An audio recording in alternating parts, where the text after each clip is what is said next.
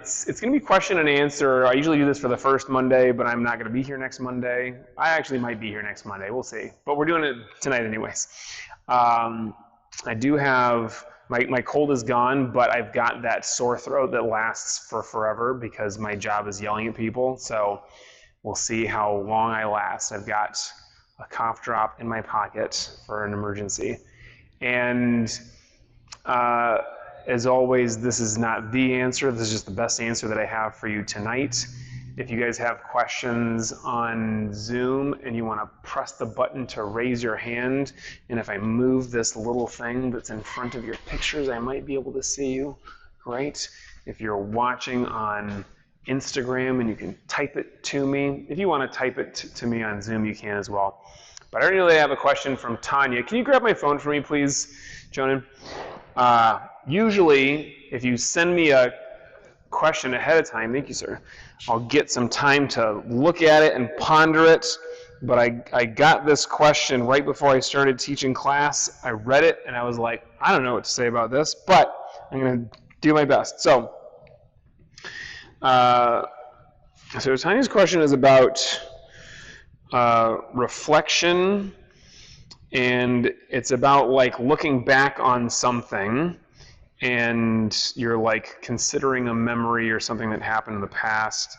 Why when it would seem that reflecting on something would offer deeper understanding and meaning, why can it also easily yield greatly distorted conclusions, exaggerated or flattened, or existence thrown into question? You can tell that Tanya's a writer. None of which approach reality with truth. Just because we've reflected further on something doesn't mean we're closer to the truth of it. So, can you take this back for me? Thank you, sir. I'll do my best with this, Tanya. Thank you. Some of you have probably heard this before, but on a technical level, every time that we remember something, they say we're actually remembering the last time that we remember it. And that means that it does actually, our memory actually literally does become a little bit distorted every time. I don't know how that works with the neurons, but it somehow works this way. You're not actually remembering the thing, you're remembering your last time remembering it. And it's kind of like everything that goes through many iterations. You would think then that every time you remember something, you're remembering it worse than if you just don't think of something for years and then try to remember it. But I don't think that's how it works either. In any case, memory is a mess. And there's on a technical side of it, literally just like it's imperfect. And some of us who don't get as much sleep as we used to cannot rely on our memories at all. But let's say that all notwithstanding. When we are kind of pondering something, and this is different from what we refer to as meditation. When we talk about meditation, we're talking about sitting and breathing and trying to clear your mind. But a lot of people think of it like you're meditating on a problem, and you're sitting there and you're kind of like ruminating. Maybe you're trying to solve something, but when you are doing that, we have a tendency very often to insert some of ourselves into this issue to have the ego get involved. And then anytime the ego gets involved, of course, we can't rely on anything that's going on there.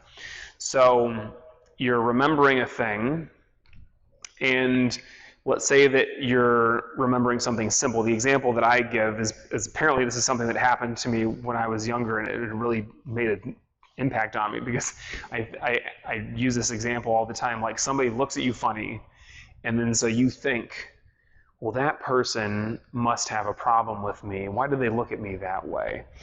And then you go into the depths of your soul, and you're coming up with all of the worst possible reasons that this person looked at you that way. You're like, I had something in my teeth. No, that's not bad enough. They remember this thing that I said about them behind their back 10 years ago, and they finally heard about it. Like, whatever it is that your brain is coming up with. And the issue is we are, as Tanya said, we're very often not connected to reality. We're just making stuff up. And so if we are kind of reflecting on something and inserting the ego or letting the ego be in charge of doing that, the ego is an imperfect mirror for reality, right? If you take this example of taking a jar of water from a pond, you scoop it up and you put it on the counter and you look at it and it's swimming with all the stuff that's swimming around, not actual animals, just like pieces of dust and dirt, and then you let it sit there for a long time and it becomes crystal clear, right? But when the ego is involved, and that's meant to be a metaphor for meditation. You sit still, and then your mind becomes clear, and then you kind of have this clearing, this clarity to attempt to think and accomplish things with. But in your meditation, then your ego gets involved. You have thought. You have this disturbance. Maybe you actually move, and it's like you shake up the water again, and then you're again looking through this murky water, right? In a similar way, you can think of like the surface of the water. If it's undisturbed, and then you go to look at yourself in it, it's like a very clear, great reflection. But then as soon as there's a little bit of disturbance, it's a very disturbing look back at yourself. And in the same way that we are kind of using our minds and unfortunately our egos to try to reflect reality, it's just distorted. So this is more of just an answer generally about what's wrong with any time the ego tries to do anything, Tanya. But for sure when we're remembering and ruminating on something and reflecting on it and adding ego to it, that's when it becomes an issue. So if we are able to maybe actually meditate or do something that helps us be in a very clear space where there is nothing disturbing the water, there's no muck floating in front of us. We have this as clear as possible view. And then from that, then we go to deal with a problem, we go to reflect on something, then we have the best possible chance of really getting progress in a way that's helpful for us. And that's just not the way that it usually goes. Because usually we don't take, because we're lazy as human beings. We just like reflect on stuff throughout the day, just no matter what the state we're in. And so we get used to really inserting the ego and having this really mucky kind of view of all things. So try. This is a practice. In the same way that when we meditate, we practice returning back to the breath, you can practice just when there's something that you really do need like a clear kind of answer for, try to give it that space and try to give it that real shot at actually accomplishing something with it by sitting down. Maybe actually meditate or just give yourself at least a couple of moments to really clear your mind and get to a good headspace, and then try to reflect from there. So I totally get and agree with the premise of the question, and I disagree that it has to be that way. If you are able to get to that clearing, then I think reflection can really yield some great results. Other questions? Sir, I was wondering, what do you find is important and valuable in a relationship? Also, how can we use martial arts as a conduit to draw out these things that we not desire, but are healthy and important in a relationship to create a bond? This is a great question. I don't know how I'm going to have time to get through this and any other questions, but I'll do my best. So, for those of you who didn't hear, Hudson's asking about what and this is a question about me personally, so it's not like, again, the truth of the universe, this is for Sifu. What is important and what do I value in a relationship, and then how can we use our practice? I'm assuming you're talking about meditation, but also maybe partner work in the dojo, how can we use our practice to help to create that? And it was a slip, but also it's like, there are things that we all desire to get out of a relationship, and maybe it's a thing like a trait that we might desire in the other person, and maybe it's a trait, and this is more of what we can really work on, is a trait that we desire to see in ourselves, something that we would like to be able to be a way of being in a relationship.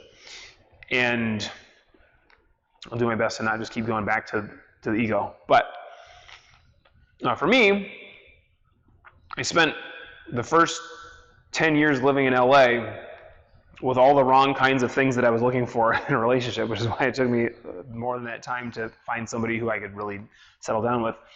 My wife is amazing. I love her in every way. And the main reason that I have a decent relationship with her right now is because of the ways that I have changed, not because she happened to be the perfect person. Absolutely, I believe that there are matches, and then there are clear not matches. And there are going to be plenty of people out there that seem like a great match in the beginning, and then you get just more than the first couple of interactions with them, and you realize, well, this is obviously not it. Red flags galore. And then there are going to be people who you would think, and this is actually the way that I was with Grace, you would think like on the surface, just looking at a couple of superficial things, not like the way that they look necessarily, maybe that, but just like, what they do for a job or like whatever. I was like, I don't know if this is going to work, because I've had my baggage from past relationships, and I know I've dated somebody like this before, and all that junk. I think one of the best things to bring into a relationship is nothing, like none, absolutely zero of what you have been dragging around from the past. And of course, you've got things that you have learned. I hope at least you've learned what not to do. Now, you're too young to have a lot of that stuff, but you'll get it. And I hope this relationship works out great, and if it doesn't, then at some point in the future, you'll figure it out. But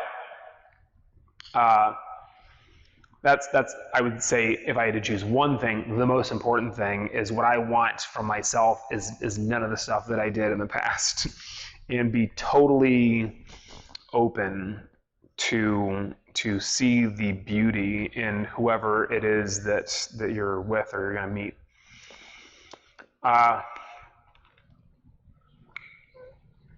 For me, one of the things that has worked the best is I noticed that I would be stuck in this place that sometimes I'm in with my martial arts practice as well, but increasingly less often over time, where I'm seeing the negative.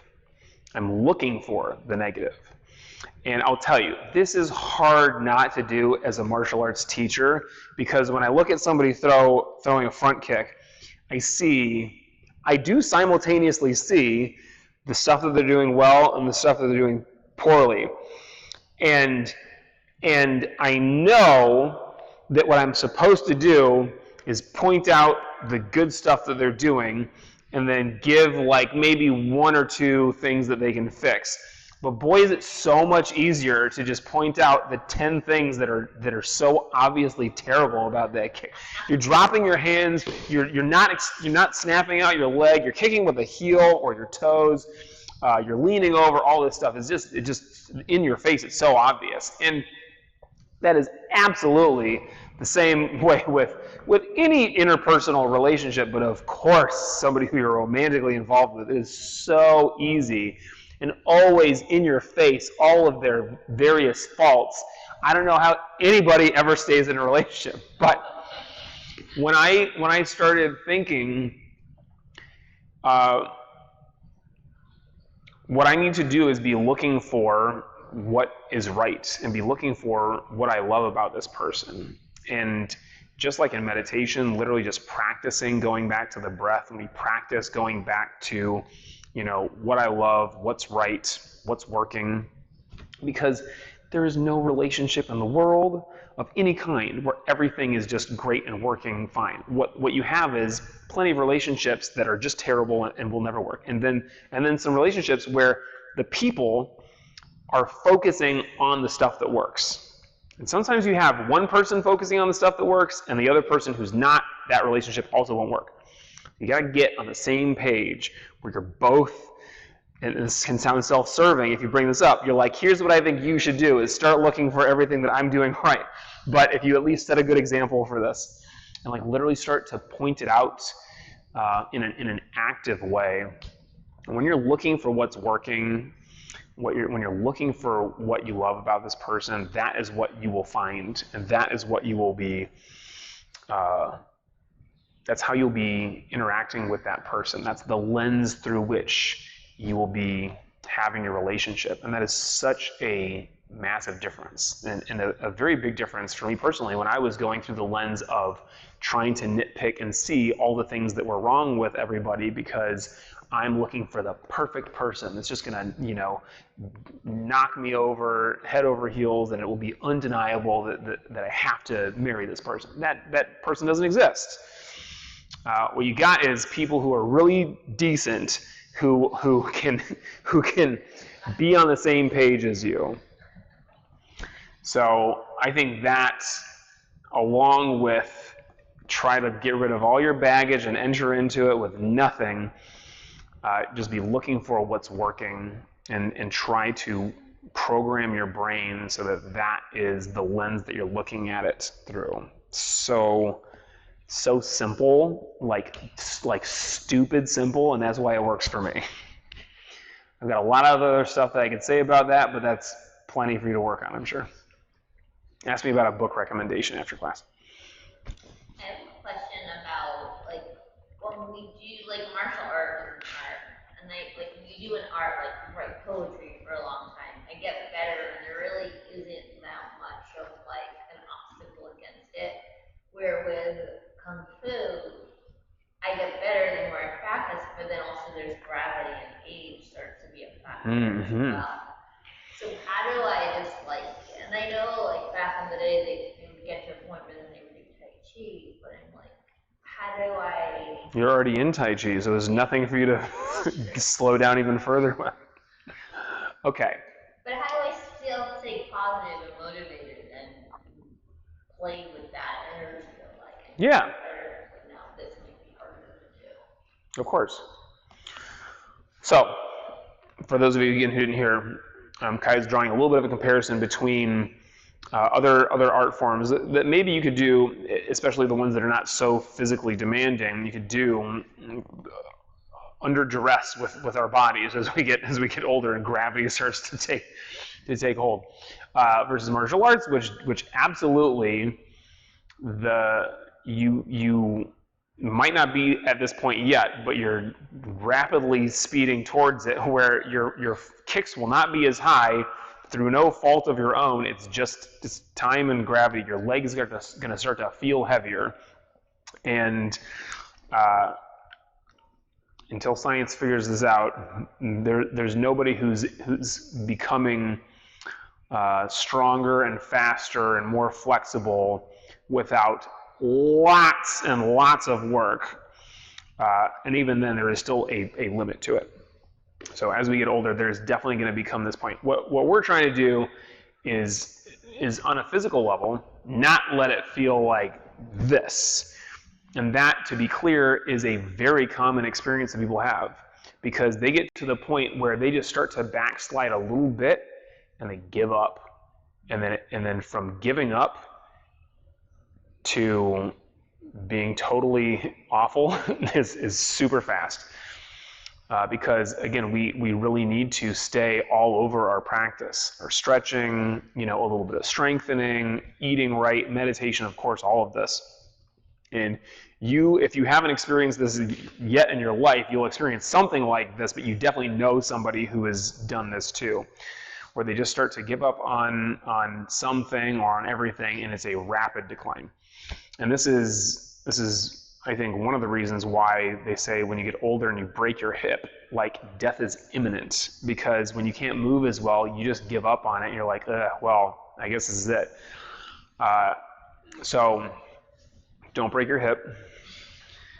Do keep going. And motivation, as you said, is very nice, and you won't always have it. You know, my thing about motivation is that you cannot rely on it. So you just do the thing no matter what.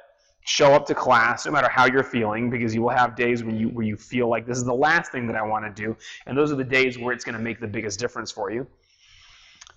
And motivation can come from lots of places. So I don't think that you need to stop doing Kung Fu until you're much older than you are now. You got a couple of good decades left, for sure.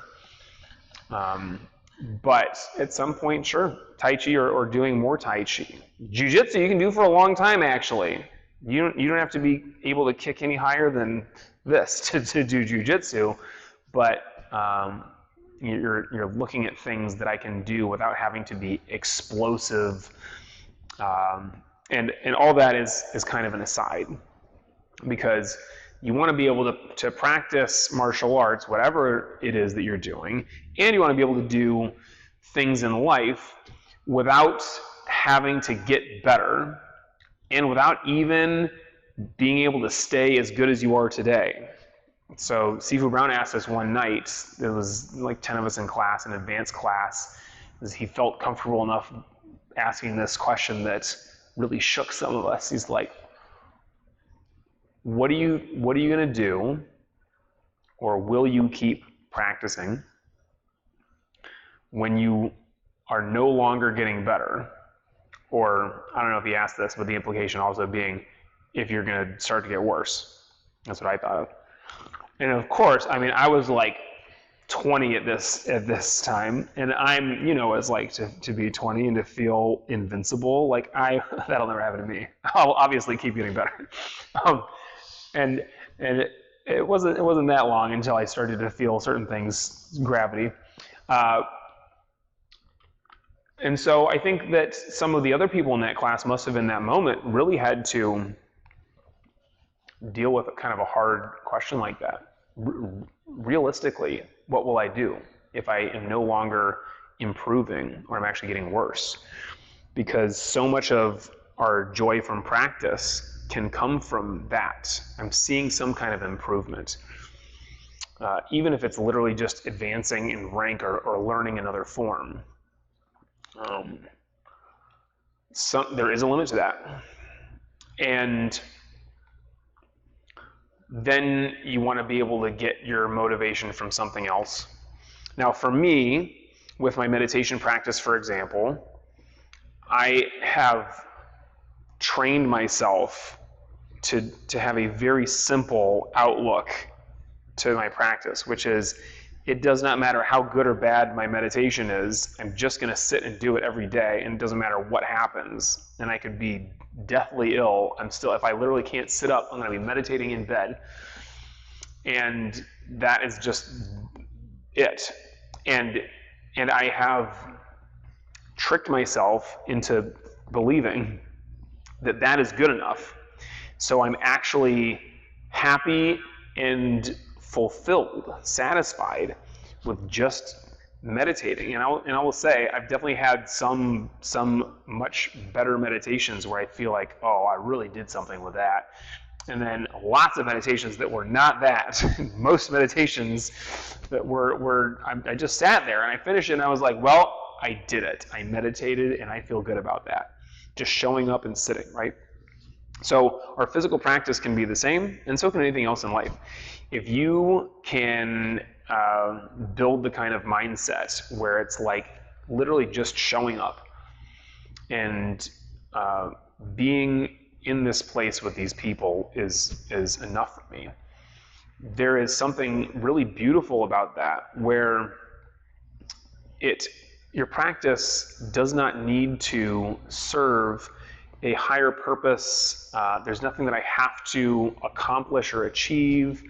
It's literally just being there is like my meditation, or it's like my And you say that French phrase, raison d'etre, something. It's like just it's the thing that gets me out of bed and gives me life. And of course, there will be times where you have incredible classes, even if you're not getting better. It's kind of going back to the other thing that I would have mentioned about Hudson's question is great partners and great partner skills. Like if you practice with somebody who really is being a wonderful partner and they're right there with you, they're not distracted, and they are connecting with you and they really know what you need in that moment, and they're not up here in their own head thinking like, oh, how am I going to beat this person, or how am I going to get better, or what is this about me? They're just there for you. This is one of the best things that you can take from our practice into relationships as well, is being a wonderful partner is just being almost like a blank slate, and like, without ruining your boundaries and stuff in your relationships, to be able to just totally sense what the other person is going through. And when you can provide that for somebody else, or when they can provide that for you, it feels amazing. And that might not ever happen every time, but should happen more and more often. And you can get physically worse, but better at being a good partner, at least in most ways. So it might be a shifting in priorities or in expectations. As I always say, the secret to success in practice and in life is lowered expectations. If your bar is way down here, it's so easy to get over. But really, that's it. Like if you're expecting to do a flying side kick, spinning back kick over 10 shields, and I'm not going to be happy until that happens, you are going to die unhappy. But if you are like, I expect to show up and try hard and pour myself into it and to be the best partner that I can be, then that's it. You'll be able to do that forever until I tell you you're not allowed to come anymore, because you are actually breaking your hip when you practice. And I'll say you have to do Tai Chi. And that's all we have time for. So the rest of you that had questions, I'm sorry. Bring them next month. Sit comfortably.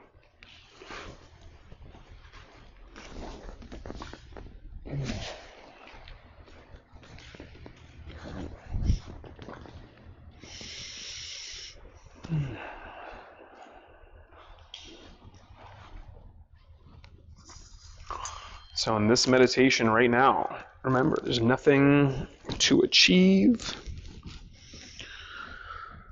There's no mental state that you have to be in.